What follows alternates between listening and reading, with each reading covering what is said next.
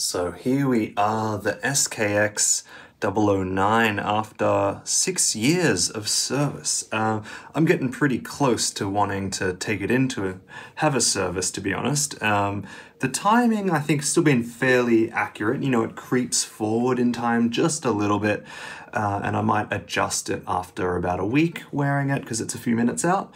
Maybe not that bad, but certainly enough that I think it could be a little more accurate compared to some other watches that I have, but still not so bad that I'm desperate to get it in for a service right away.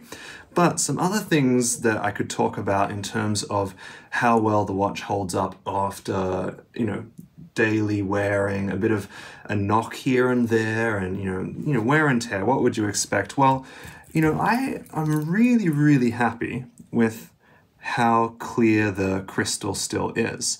It certainly hasn't been the most well protected piece at all times. It's just like, it's pretty exposed, but it's really held up very nicely. But one of the things that I have noticed has not been working as well as it was originally is the timer dial.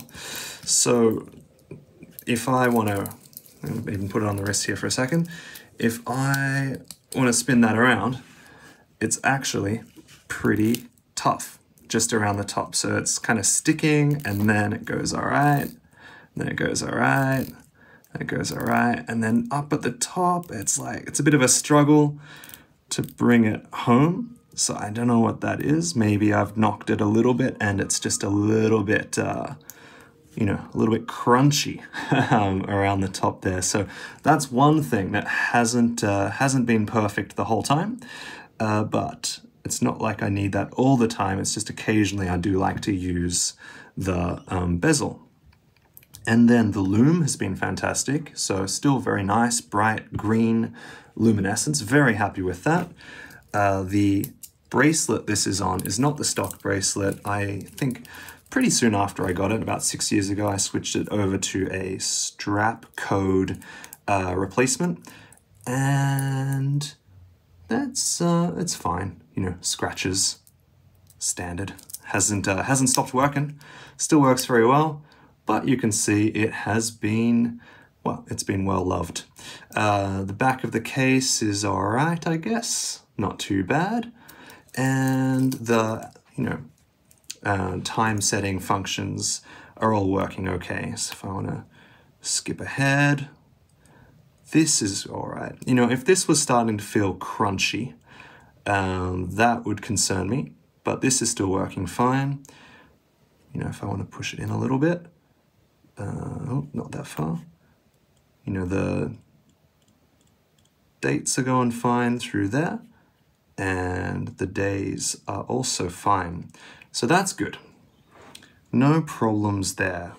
That is about it. Pushing it in and then twisting it to lock it in, that is working fine. Locked in nice and tight. I reckon once or twice I felt like that might have been a little crunchy, but it sort of fixed itself. To be honest, after 6 years, I love it.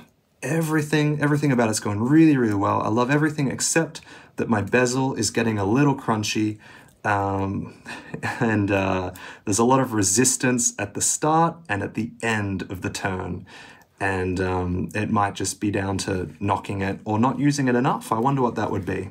Anyway, I will, maybe later this year, I'll get it serviced, and I'll let you know the result of that. So I hope you enjoyed the video.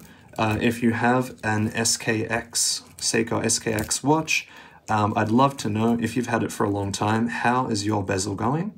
And then, yeah, I could maybe find out a bit more about why that one part of this watch has, hasn't held up as well as the rest. Otherwise, very, very, very solid watch. I love it a lot, and I'm so glad I picked it up, 6 years ago. Really, really good investment. And a great piece. Thank you. I'll see you next time.